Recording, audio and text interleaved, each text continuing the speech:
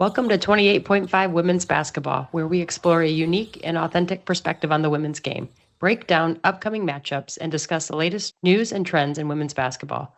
We are your hosts. I'm Sydney Story, and I played basketball at the University of Tennessee under Pat Summitt. And I'm Becca Goodman, and I played at the University of Notre Dame under Muffet McGraw. And we're thrilled to have you join us today. Before we jump in, make sure to subscribe so you never miss an episode. And if you enjoy what you hear, be sure to tune in each week and don't forget to follow, download, and listen to give an assist and share the love. Now let's get started with today's episode. Hey, Sid, how's it going? Good. We're back. We're back. It's been a minute. It's been a hot minute, but that's okay. We do this. We did this last year.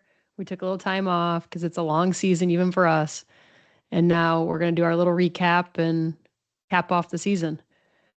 Yeah, definitely looking forward to, putting a nice bow on the season. I always look forward to the final buzzer this episode we put on, just because, as you mentioned, super busy season. We have day jobs, lives, families, coaching. It gets pretty wild over here. So it's going to be a nice off season, take a break, enjoy the summer when and if the weather cooperates, right?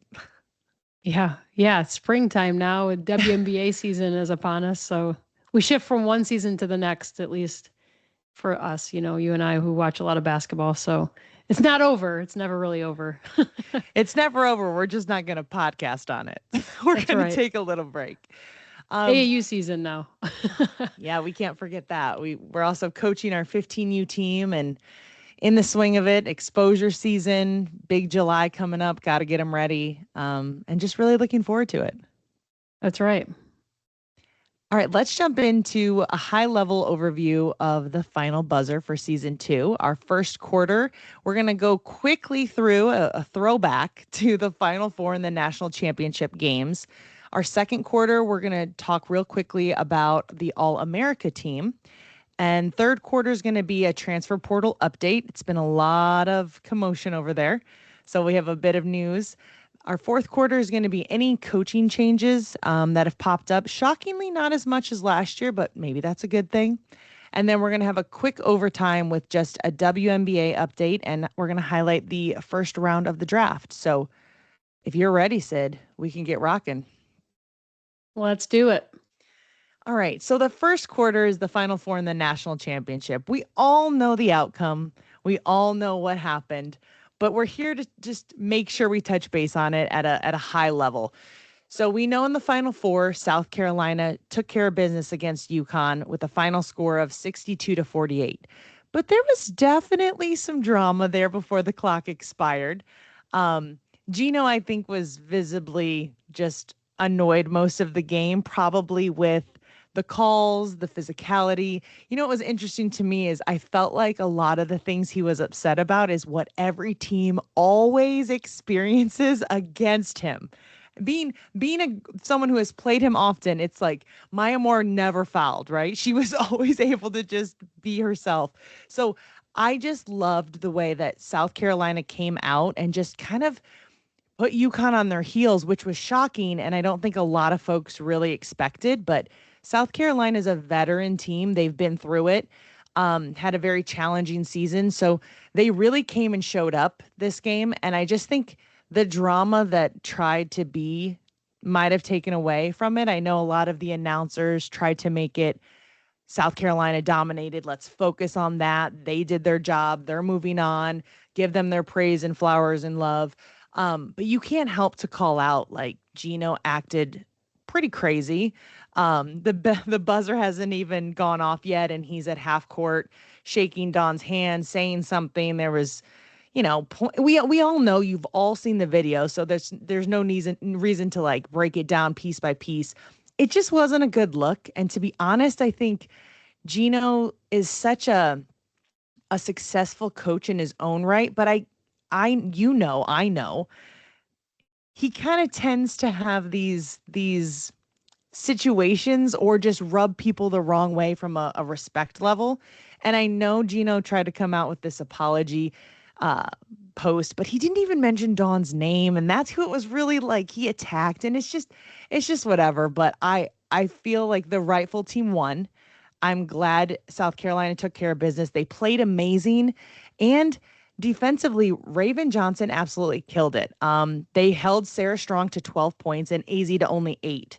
I think Raven Johnson that game really solidified her role in the WNBA draft and where she got picked and why she's there. And I thought it was all in all a good win for South Carolina. What'd you think about that game, Sid?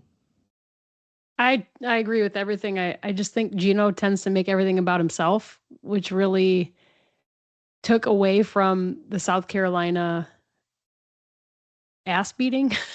Yeah. and Yeah. they absolutely just came out and I thought from start to finish owned UConn, and Gino pouted like a little baby, which we know he tends to do. And I was in the gym when it happened. I was there at the Final Four, and the whole crowd we were in shock. Like everyone was just watching, like, what's going on? And then you see him storm off the court, go back into the tunnel, not shake hands with any of the players or the coaches. And it just, to your point, was like a really bad look. And I just don't think that that's how we conduct ourselves in our game anymore. Like, I just think he really stood out as an asshole. I don't know. Like I'm just being real about it. I just think the whole crowd was kind of like, wait, what was that? And so I think, in my opinion, South Carolina was just so much better prepared for that game. And granted, they turn around and they lose pretty handedly to UCLA. But speaking specifically about that South Carolina UConn game, South Carolina played a really tough, from start to finish, season. And I think the games that they played, the level of competition they played from start to finish, was just different than UConn. And UConn has to play in that smaller conference. They're not really getting tested as much. South Carolina had to come out of the SEC this year, which was a really tough conference. In conference play was arguably the best out of all the conferences in the country. So South Carolina, I thought, was just really, really well prepared for that game because they had been tested. And I don't think UConn this year really saw a lot of those tests. I mean, they come in undefeated, right? They hadn't had a loss yet. South Carolina had lost a couple already. Like, they had learned a lot from those losses. I think they got better from those losses, whereas UConn just hadn't really been tested in that way. And I just think kudos to South Carolina, kudos to Dawn, because I just think that they were ready to go. And UConn did not look ready to go. They looked deer in headlights, if anything. And that's a little different for a UConn team, right? Like, it was weird to see a UConn team on their heels most of the game and kind of almost like making excuses through Gino, talking about the ripped jersey. And then you find out that Sarah Strong's like, I'm the one that ripped it. Like, it was just drama. Yeah. You're just like, what is this? It was like they were just making excuses and being babies. And so kudos to Dawn in South Carolina for absolutely annihilating UConn in that game. Yeah, they played top tier. And you know the old saying, we were always taught this when we were growing up, like, go out there and take the first punch, not meaning literally punch them, but show your aggression, take your stand, let them know this is the tone. I just felt like South Carolina, that was them the entire game. Any position, any person. I mean, you have Raven Johnson, a guard, guarding Sarah Strong everywhere, bodying her up, locking her up. So I think they just came out with this extreme amount of confidence, and it really paid off for them. Let's jump to the second game, which kind of saw a little bit of a same scoring run. It was like kind of felt out of hand at time. Then Texas came storming back, got close, but really UCLA dominated in every facet in this game as well. The stars just weren't aligned for Texas during this game. It was another game, unfortunately, where like Madison Booker struggled from the floor. She was 3 for 23. She finished with 6. Rory Harmon only had 8. And when you're Texas, those are your two go-to players that have to produce in order to get the role players their looks as well. And I just think UCLA dominated across the stat sheet. 4 of their starters in double figures, with Lauren Betts having 16 and 11. I mean, UCLA just came into this game, and yes, Texas fought back. There was one significant play where Rory Harmon was going down the lane and they were on a run, and Lauren Betts just blocked it. And I think that was like the icing on the cake for them. Sid, how was it seeing it live? Did you feel the energy in the room just change? I was shocked by this game, honestly, because going in, I thought Texas was the better overall team, and UCLA just deflated Texas. I thought it was crazy watching Madison Booker struggle the way she did, but I think it was UCLA's defense and their game plan. They totally took her out of her game. I felt bad for Madison a little bit. Right? This is one of the biggest stages, and they had been in the Final Four before. But I mean, you make it to the Final Four and to be shut down the way she was. And same with Rory Harmon, right? You mentioned the stats there. I just think that was really sad for those two because they had such a good season. And then when you get to this big stage of the Final Four, they just didn't show up. But you can't take away from UCLA because I think defensively, they were just all over it and they took Texas completely out of their game. And when you don't have Madison Booker or Rory Harmon, and even Olaker has 11, like when you don't have your top girls scoring like they're capable of scoring, you're just not going to win. So shout out to UCLA and Corey Close, and just coming into this Final Four way more prepared, way more confident than they did last year when they were in the Final Four. I think they learned a ton, that group, after losing in the Final Four last year and coming in this year and saying to themselves, hey, we can do this thing. And I think they just flat out came out there with that mentality and got it done. Yeah. So jumping to that national championship game, you had already kind of mentioned it, but the year before they lost pretty big to UConn. So this year, I think they just learned, they understood the assignment, they prepped for it all year long. And I mean, this really wasn't even a game. At one point, I saw Dawn sit for most of it, and it was like, it just felt like everything was meant to be for UCLA to get this win. So they do. They win big over South Carolina in the national championship by a score of 79-51.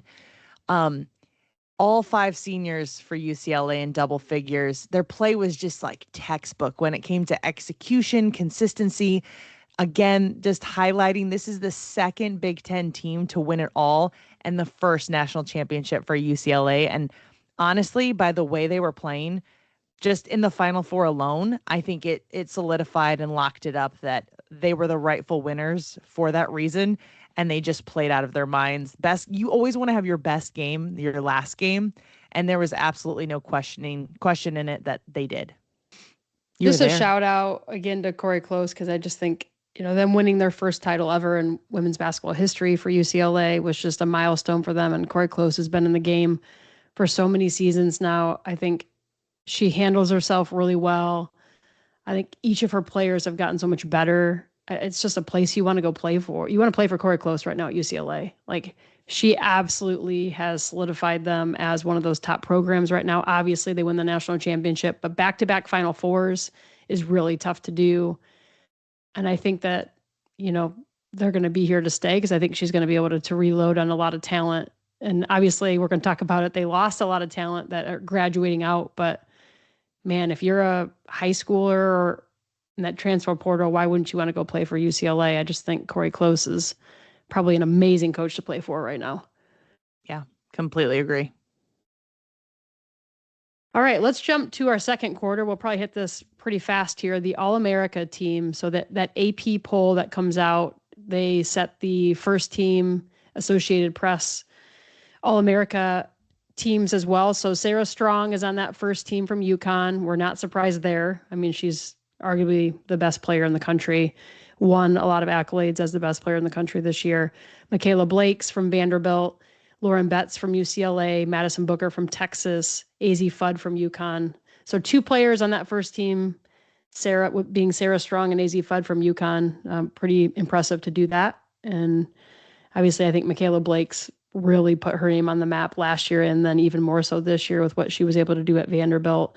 I mean, she averaged 27 points a game, which is just insane, especially playing through the SEC gauntlet this year. Lauren Betts, I mean, we can't say enough about Lauren Betts. I think she is like, if you're a post player right now in the high school game or even as a middle schooler and you're trying to model what it means to be a post player, a true post player, that's Lauren Betts. I think she's just phenomenal down low, obviously. And then Madison Booker, who struggled in the Final Four, but that shouldn't be the end of her story, and I don't think it will be as she returns next year.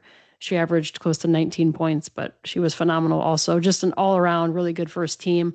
I think it's interesting, right? Because then you can look at the second team, and I look at some of these girls, and I'm like, man, they're just as good. They're good enough just to be in that first team. So you've got Hannah Hidalgo in the second team from Notre Dame, Joyce Edwards from South Carolina, Olivia Miles from TCU, Audie Crooks from Iowa State, and Cambridge from Ohio State. mean, there's some really good players. We talk about Hannah Hidalgo every episode because of how good she is at Notre Dame. Arguably, to me, worthy to be on that first team. There just needs to be more slots on that first team, I think, because everyone on the first team is really good. And Joyce Edwards, I think, really had a really good season with South Carolina. She averaged 19.6 points per game. Olivia Miles does her thing, also 19.6 points per game. Audie Crooks is just unstoppable when she's in the game. I mean, you can go down the list. I think what Cambridge did for Ohio State was huge for them. Ohio State wouldn't have been near as good this year if they didn't have Cambridge. And, they would have actually been probably a pretty bad team in the Big Ten without her. That's how good she was and important she was to that Ohio State team. So kind of cool to see where everything shaped out for the year. Obviously, we cover these girls all year, so fun to see them on these big lists here. And then real quick on the third team, Olivia Olson from Michigan, Kiki Rice from UCLA, Flau'jae Johnson from LSU, Toby Fournier from Duke, and Raven Johnson from South Carolina. I would take any of these 15 to be on my team. I can tell you that. Yeah, completely agree. They are all legit. Small teams, but it's so good to see Hannah and Liv on the same team again. There you go. Could you imagine? Awesome. Oh man. But yeah, we're not going to talk about it, but I do want to mention Hannah absolutely killed it this year. How about the fact that Notre Dame was like out of the running for a while and it was like doom and gloom where we can't do anything, and then like get to the Elite Eight. It's like, okay, here we go. I mean, we just got to add a few more pieces, hit that transfer portal. Come on, Neil, let's get it. Yeah, they could be really good next year with her coming back. That's for sure. So speaking of coming back, meaning transfer portal, let's jump to that third quarter. I think this is an interesting, it's always an interesting quarter just because the amount and the magnitude of athletes that go, right? So over 1,300 plus players went into the transfer portal, with 1,000 of those players entering on day one. Crazy, absolutely crazy. One thing I do want to add, not one player from South Carolina entered the transfer portal. So they have a stacked team coming back because whoever they lost graduation-wise, Dawn just went into the portal to reload. And I think the average height that I saw on the South Carolina roster is like 6'2". So not only are they going to be freakishly good, they're reloading. They have a few folks coming back with Chloe Kitts and Ashlyn Watkins. So sidebar, but just saying, I think it's really highlighted in this day, like, of what college basketball is. If you don't lose anybody to transfer portal, I think it really says a lot about what you're doing as a program, the coaching style, the environment you have, etc. So let's highlight those programs that had a big impact with the transfer portal. Iowa State lost 9 players, including Audie Crooks, Brown, Williams, creating major roster turnover. I had heard little whispers that maybe Coach Bill was retiring. So I was kind of like, okay, if he's retiring, that makes sense for girls to kind of look elsewhere. But then he came out with a statement saying he's fully invested. He's there. He's the head coach, wanting to get through this tough time, rebuild the roster, and take Iowa State back to where they were. Kind of concerning for me, losing that many players. And again, you can't speculate, but I would assume this has to be money tied to any sort of money NIL deals, or maybe not. But I say that because once we hear where Audie Crooks goes and for how much, you'll know what I'm talking about. Another team that kind of lost a big chunk of their roster was Texas. They lost 3 potential starters for next year, including Jordan Lee, Aaliyah Crump, and Justice Carlton. I don't want to hurt anyone's feelings who I'm podcasting with, but the entire 2025 recruiting class entered the portal, and all of Tennessee's roster, including Talasia Cooper, who committed to Ole Miss. So Tennessee's starting fresh. I know Coach Cladwell has gotten back into the transfer portal, already got her roster refreshed with some different talent. So looking forward to seeing what they can put together for next season. Georgia also lost 9 players after a coaching change, including Danny Carnegie. So they need to bounce back. A lot of teams having lost 9 or potential more players is pretty wild. Stanford also lost 4 players who entered the portal as well. So again, every year it seems like there's those shifts of teams that kind of try to reorg, if you will, when it comes from a player perspective. And it's just kind of understanding the business that this game has become. So let's take a look at those key players that are in the transfer portal, where they went and what impact they could have, right? So obviously number 1 is Audie Crooks, 6'3" center who was at Iowa State. She ended up landing at Oklahoma State, which I thought was super crazy. Didn't see coming. There was whispers and rumbling of possibly her at Notre Dame. She liked their page. She followed Coach Niel, all these things, right? I was hoping for a miracle there. But, she's the nation's second leading scorer. She was the headline of the portal. The rumor has it, I have a lot of rumors today, Sid. This is just what the internets tell me.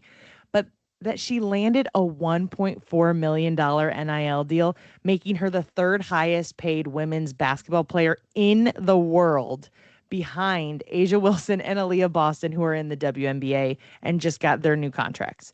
Pretty crazy. Jordan Lee, who was at Texas, is now at South Carolina. I think that's also a big swing. Dawn took one there.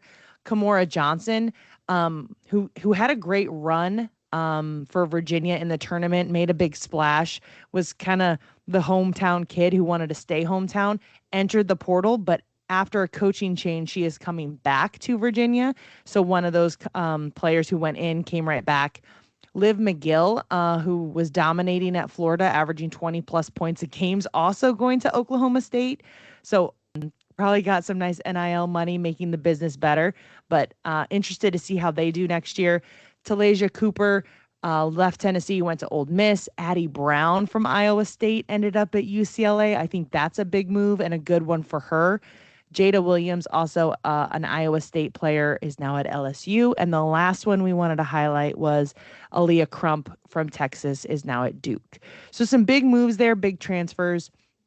Going to be one of those times where we're got to readjust to where they're at, where they're playing, and how they fit. So I'm excited to see how they fit into these teams going forward next year. Yeah, a ton of movement. I think it's just crazy for our game, and I don't think this is going away anytime soon, but a little disappointed in my Lady Vols. I mean, our roster completely was gutted. I know you mentioned it. I'm on a Lady Vols Facebook chat. It's only the Lady Vols that played for Pat that are on here. And even today, the chat is just going nuts. I mean, every day it's been going nuts about like who's coming in. And I think we're all just a little bit disappointed. It's like mid-tier talent, that is coming into Tennessee. And, we have expectations still in our minds of being a top program and having top talent and all that good stuff. And it's just fallen off so much. So I'm excited about Smichael. I do think she's a really good player from Maryland. She is injury prone, right? So that's a big call out there. She's got to stay healthy. In my mind, probably the best player, I think, talent-wise, that's coming in.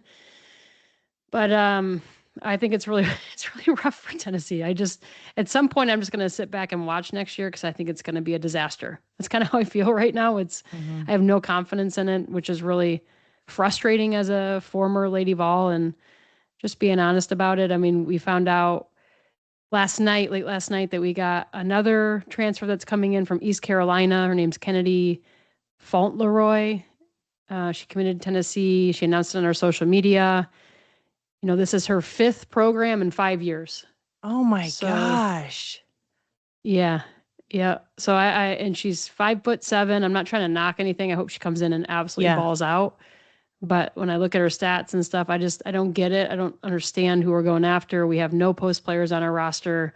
Our average team height is just under 5'11" heading into this year. So you talk about trying to compete against teams like South Carolina, right? You mentioned how tall they are.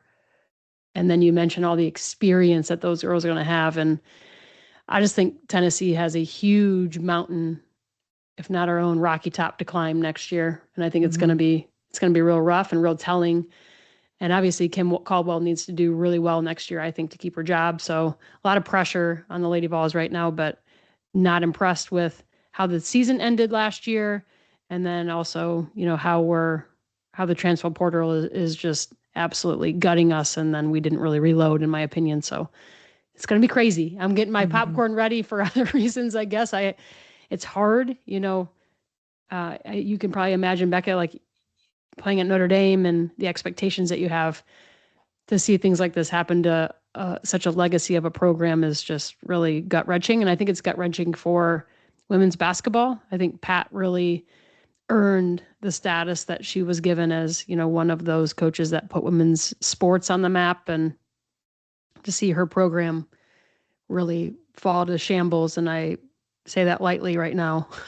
It's kind of sad. It's sad. So no, for sure.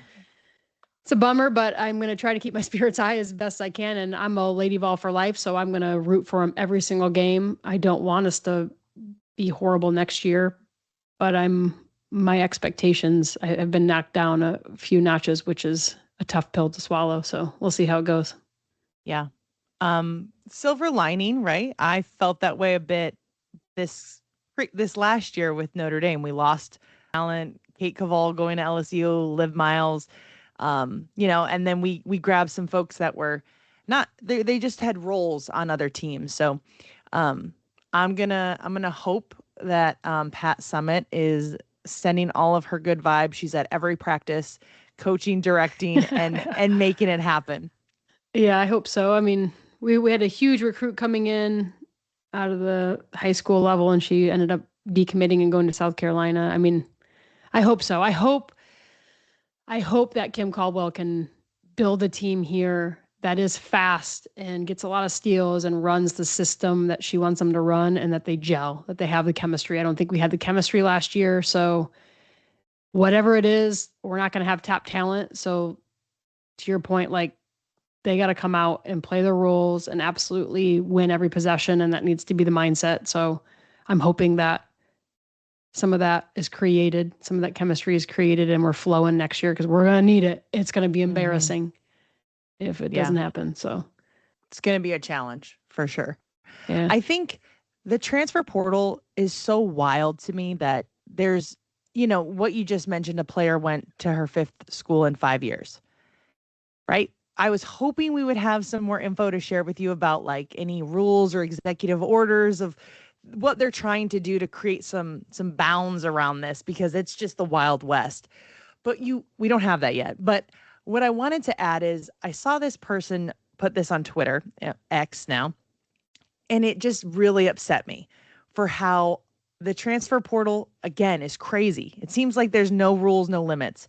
Medina Alcott, do we remember her, the big post player from South Carolina? She's 21 years old. She started playing basketball 6 years ago in Kenya, spent 2 years playing in Kenya at their university. She came here, played for Mississippi State from 2024 to 25, before then transferring to South Carolina this last year. The NCAA denied her request for another year of eligibility. That's crazy. So like all she was asking for was a 5th year, and 2 of them were like not even within the states. Like it's crazy to me. But then I'm going to highlight Cam McCormick, who is a player for Oregon on the football team. Stay with me here, y'all. It's a lot of years, because he's been in school for like 10. 2016 he was a redshirt. 2017 he was a redshirt freshman. 2018 season-ending injury. 2019 missed the season due to injury. 2020 was his COVID year. 2021 was his another season-ending injury. 2022 he was a senior. 2023 granted a year of eligibility, and then 2024 granted a year of eligibility. Almost 10 years in That's college, wild. dude. Like, but Alcott plays 2 years in Kenya and gets penalized. Wild. Absolutely wild. And I'm saying that with my whole chest as I look at this tweet, because I saved it because I was so mad. It doesn't make any sense. Yeah. Well, it'll be interesting with that 5-year rule that they're talking about, what changes there. And it makes no sense, though. Like, I don't get it. She's a good post player. She ended up going first round of the draft, didn't she? I think so. We're going to get there. We're going to get there. But yeah, so why not give her another year of school? Crazy. You know? Makes no sense. I don't know how you can look at that and say, oh yeah, she's timed. That's 4 years. She didn't Yeah. play. She played in Kenya. Like how all of a Yeah. sudden we're doing that? Then why are we grabbing people? No offense, Dawn. Everybody's going overseas and grabbing people to bring here anyway. Now they're making this some sort of limitation. Why?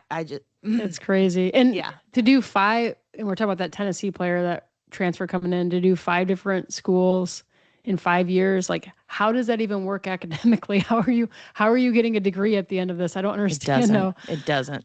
it's a mess. crazy to me. That's crazy. Like academically, what is she, a sophomore? Like I just can't even No clue.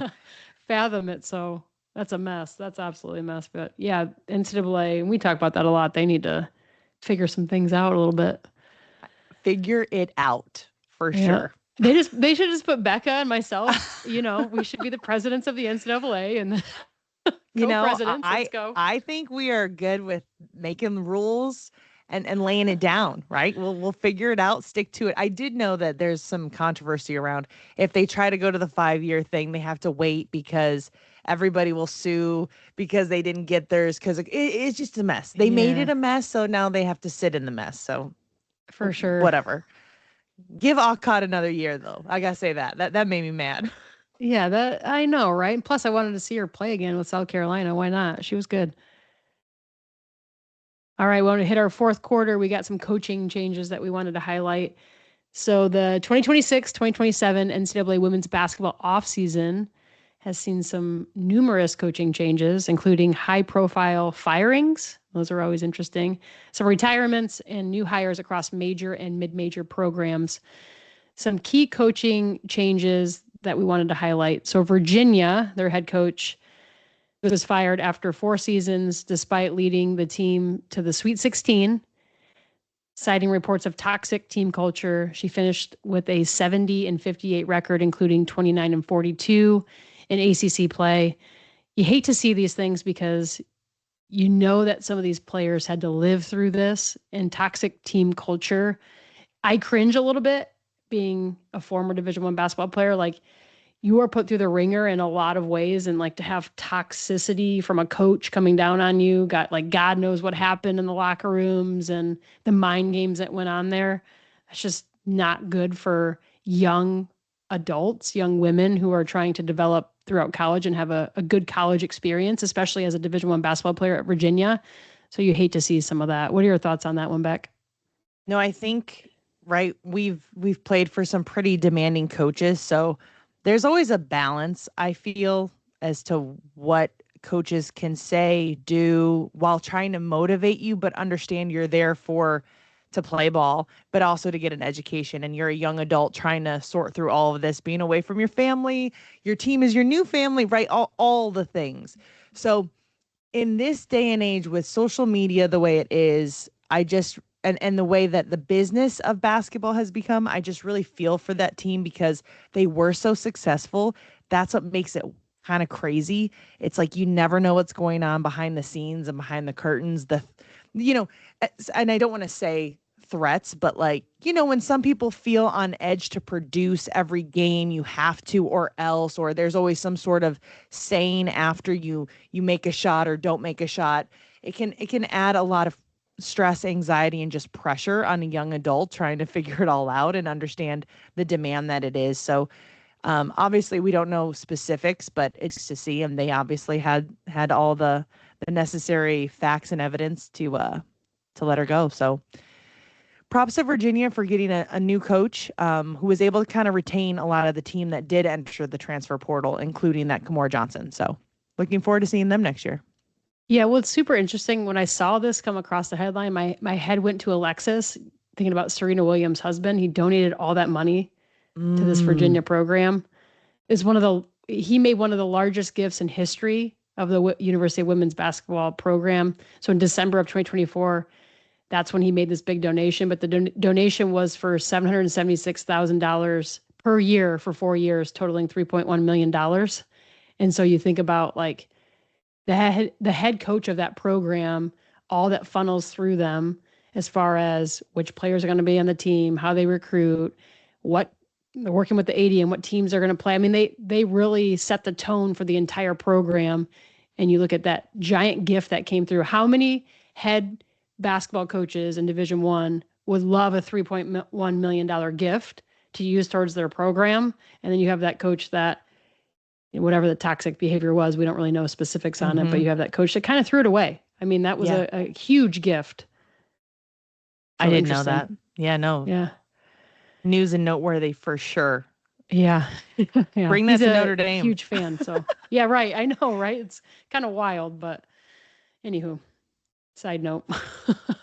All right, we want to hit the next one here. So we have the Georgia Lady Bulldogs. Their coach and Georgia parted ways mutually after 4 seasons. So she finished with the 69-59 overall record at Georgia. That's just a big program. I mean, you're in the SEC. Historically, with Andy Landers, Georgia was a really good team. So not coming in and like taking over for like Pat Summitt or anything at Tennessee, but coming into a Georgia program where they have an established fan base. They compete decently in the SEC. I mean, it's a big job for somebody. So, 4 seasons, I think they gave her a shot, but overall that 69-59 record, I don't think made the cut. So that one, not very news and noteworthy there, but just worth calling out. The next one, the Northwestern Wildcats. So their coach retired after 37 years, which is just insane. 37 years is a ton. 18 at Northwestern. And then really excited to see the successor that comes in, Carla Berube from Princeton.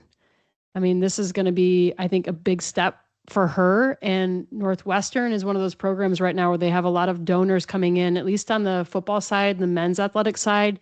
It'd be interesting to see what happens on the women's side here, if they can get some of the donor funds, and their entire football stadium's getting revamped right now. We're seeing this with Northwestern, right? There's a big, wealthy donor base.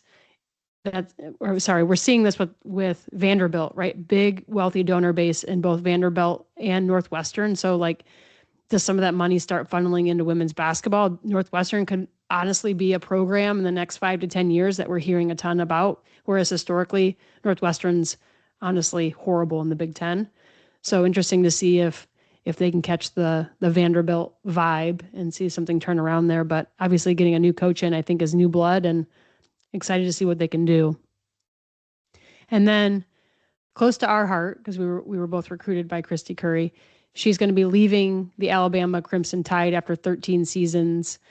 The Crimson Tide were 24-11 this season, losing in the second round of the NCAA tournament as a 6 seed. So really, I mean, she's leaving that program with a high standard there. I think Christy Curry is that high standard. I think she just carries herself really well. I think she's a coach you want to go play for. So excited for her. She's going to be joining the South Florida Bulls, again, leaving Alabama to join South Florida there. So excited to watch Christy Curry. Also kind of crazy that she's leaving Alabama. I mean, I think dollars probably won out here because Christy Curry is a Southern belle, and to see her leave Alabama like that for South Florida is very interesting. So I'm sure she's getting hopefully a good payday as she steps out and joins South Florida. Thoughts on that one? Because you love Christy Curry just like I do. I do. I thought this one was a little interesting. It was also really quick. As soon as it felt like maybe the tournament was over, she was already putting in her resignation and then was on a flight and doing press conference for South Florida. So wish her the best. I know that program, when we played them back in my day, in the Big East, they were competitive. They had a lot of athletes. They weren't always, top tier in the Big East, but definitely a place you couldn't go there and overlook ever. So excited to see her turn it around. She's definitely kind of put Alabama back on the map in that regard. So definitely wish her the best of luck at South Florida. Yeah, absolutely. Shout out Christy Curry. Great coach there. And one of those OG coaches, she's been in it for a long time, right? Yeah, so she's spanned some generations here, which is cool. All right, we've got our last segment here, a quick little overtime around the WNBA. So an update for the WNBA in the first round of the draft. You want to kick us off here, Becca? Yeah, sure. So thankfully, there will be a WNBA season. There was a lockout. There was so many questions around if it was happening, if it wasn't. Went back to the drawing table, but high level, they came to an agreement, a landmark 7-year collective bargaining agreement from 26 to 2032 that basically transforms the league's financial structure, period. Like, it's finally women are getting paid what they're supposed to be paid, and it's not peanuts and pennies compared to other professional sports. So some key features just to highlight. This is the first ever revenue sharing model in women's pro sports, tying player salaries directly to league and team revenues, with an average revenue share of nearly 20% over the deal's life. The salary cap just jumped from 1.5 million, which was last year's salary cap, to 7 million this year, nearly fivefold. So like huge availability to get better talent, pay them appropriately. Looking forward to it. There's now a Supermax 1-year maximum that starts at 1.4 million, which is up from the Supermax previously of 250K. I'd say that's super maxed, and definitely news and noteworthy. We've already seen folks like Asia Wilson and Aaliyah Boston that are getting that. Average salaries are expected to exceed $583,000 while the minimums are above $300,000 based on their years of experience. Over $1 billion in player salaries and benefits projected over the next 7 years. Very exciting. Benefits expansion include housing, retirement, family planning, and parental leave, all things that most jobs and professional sports should have or already have had. So thank you for adding that. Also, facilities and staffing standards improve to support player experience. So the actual overall impact of this is it ends a 17-month labor dispute that really threatened this upcoming season. It sets a new precedent for growth-linked pay in professional women's sports. Amazing. Extends the WNBA season length as well, up to 52 games a season by 2032. And shifts the reporting start dates for players as well, which is super helpful because it's so close right after the NCAA tournament as well. Finally, they've come to a deal, and it's like, it makes sense. Sid, make this make sense, and why wasn't it here available before? Well, I think the WNBA has continued to grow, right? We know that with some of the team expansions and whatnot. I'm hoping that they can actually sustain this, right? And the WNBA doesn't fold in 5 to 10 years because they just sold themselves to player salaries. Like, we don't really know how much money's coming in, but my guess is they can support it. So I think it's 100% the right thing they did here, and probably should have happened years ago. It's interesting for me, like, my head goes to a couple places. One was that Unrivaled League. I think that really put extra pressure on this, and the leaders behind that Unrivaled League, and also being a part of some of these negotiations. And they saw, I think, a lot of money and really what players should be getting paid. I think that put a little pressure on the WNBA in a good way. And I also think about some of those players that, like, you and I played with, like Skylar Diggins, right? Played with you at Notre Dame. She's still in the league, which is impressive. Yeah. And now she's finally going to get paid, right? She's going to, what is it, 3 years with the Chicago Sky? 2 or 3 years, I forget now. I think it's 2, yeah. Yeah. So, I mean, like, those last couple seasons for her, as she probably ends her career, unless she keeps going after that, I mean, she's going to be making so much more than she was in the first part of her career. That's amazing to think about. Like, so I'm happy for some of these players that have paved a lot of this way. And obviously you've got the players before that really paved a lot of this. But even some of the players that are still in the game that are going to get paid so much more and deserve to get paid so much more. Like, I just think it's great all around. Yeah, it's definitely exciting. I'm glad they reached an agreement, and I'm glad they didn't settle. The best part about this is everyone was really aligned to not play if it wasn't going to be what they needed and demanded, and rightfully should have gotten. So it's exciting to see where the WNBA has come and how far it has grown. I did see something, and I don't want to quote it, but I did see something about back pay for potential WNBA players, like $50,000 a year or $32,000 per year for, like, folks like Diana Taurasi, Candace Parker, all those folks who were getting the bare minimum, even though it was a supermax when it comes to WNBA. So exciting that it's turning of the tide. That's for sure. Yeah, let's hope. I say this and I'm like one-sided here, but let's hope Caitlin Clark stays healthy and balls out this year. please. I just think it's like super good for our game. Everyone tunes in. I'm not gonna lie, like if the Fever makes the playoffs, makes the finals, I'm gonna watch the games. And people want to complain, oh, there's a lot of great players before Caitlin Clark, and there are a lot of other good players. Of course there are. Mm-hmm. But she has, because she is so good, has really put a lot of eyes on the game. She did it at the college level, and she hopefully is going to continue to do it here in the WNBA level. Like, we need her to stay healthy, to be knocking down threes and playing Caitlin Clark basketball. Because I really do think, I mean, she's the one where the Fever show up at these away games and they're selling out the gyms, and they got to go book the men's gyms and level up. I mean, it's just the facts here that, like, I really think she also put pressure on some of this salary issue too. It shed light on a lot of it, I think, when, she was making $76,000 as a rookie, and everyone in the country is like, what? That's insane. Thank goodness she has all those side deals with State Farm and right. and all Gatorade. I don't and feel bad for everything. I don't. Yeah, she was collecting elsewhere. Yeah. You know how Michael Jordan really just transformed the NBA, and he was marketable. People liked him. They wanted his shoes. They wanted his vibe. He just brought it every game. And you always knew what you were going to get with him. He was going to compete. That's how I feel like she is for the women's game.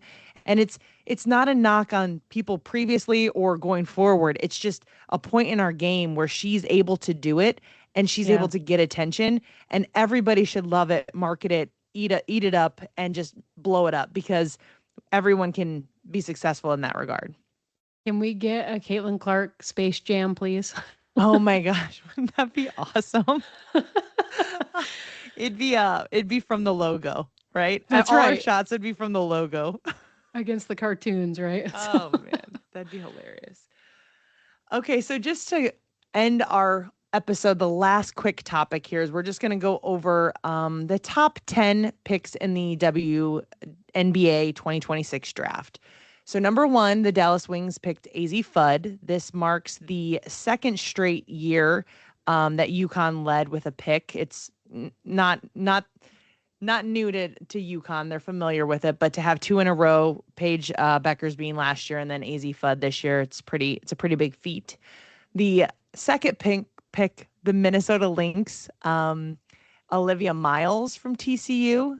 She's absolutely killing it. The head coach for the Minnesota Lynx even said, hey, I hope Courtney Williams isn't listening, but if she is, no harm against her, because Olivia Miles is the first true point guard we've had since Lindsay Whalen.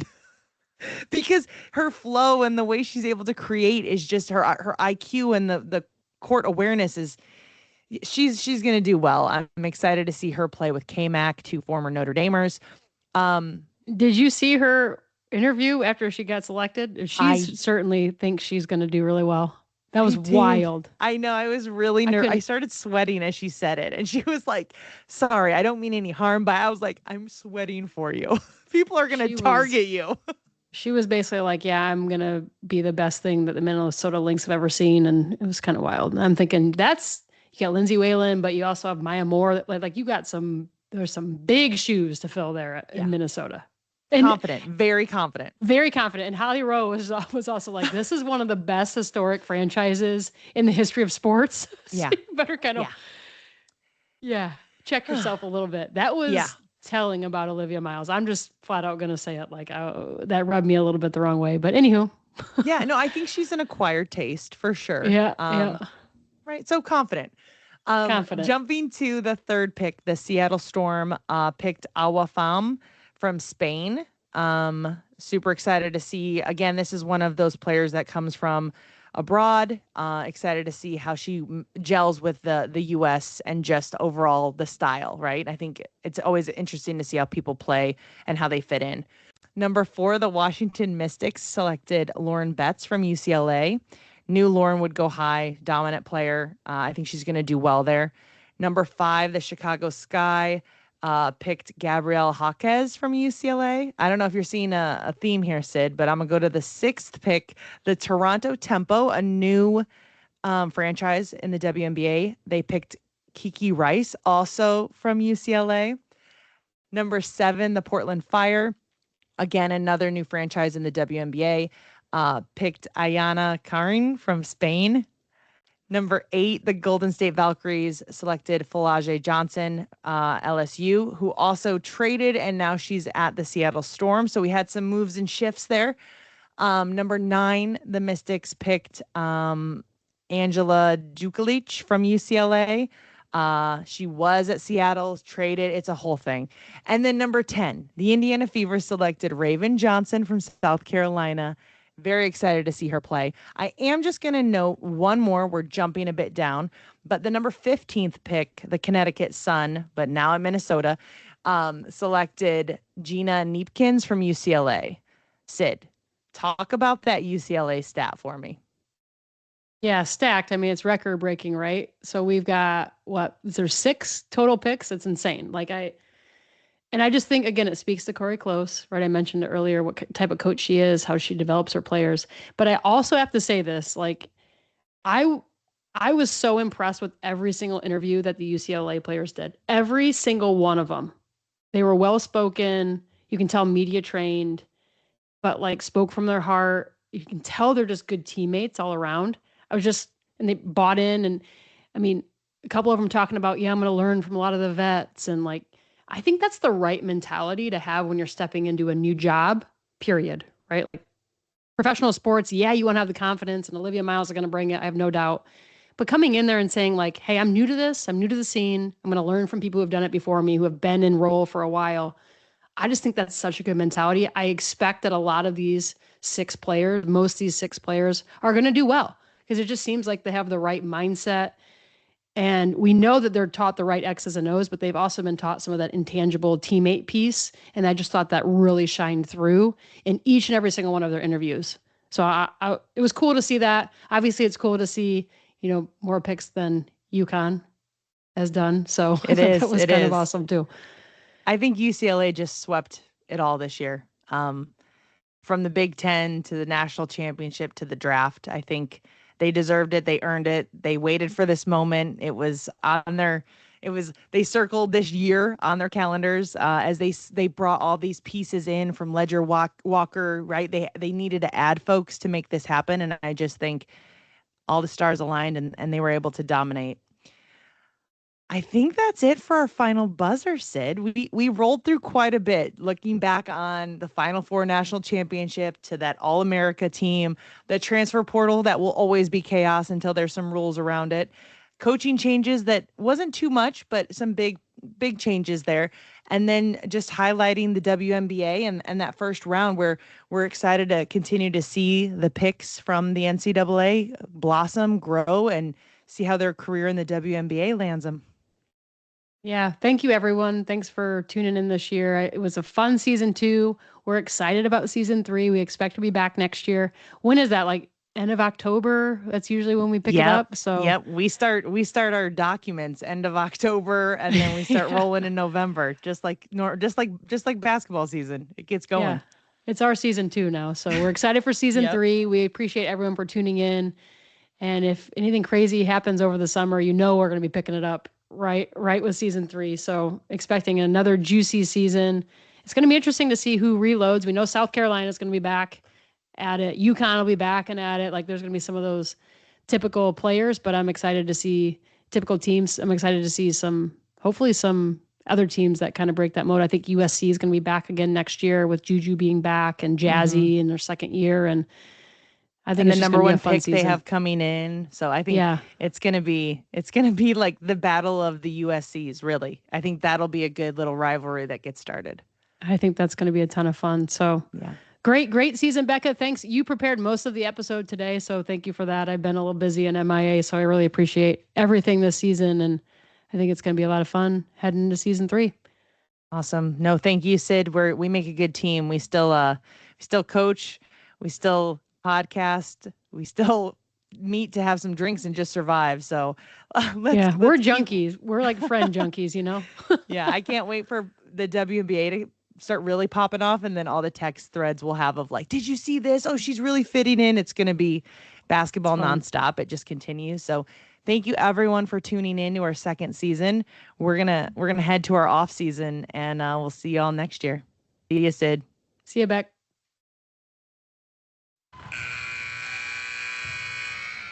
That's the 28.5 final buzzer for today's episode. Don't forget to hit follow and download on your preferred podcast platform to catch every play-by-play. New episodes drop each week throughout the season. If you've enjoyed our courtside chat, drop us a review or follow us on our social media accounts where you can send us questions that may be selected for our Team Huddle Q&A episodes. And remember, from females who have played the game, the size of the ball matters.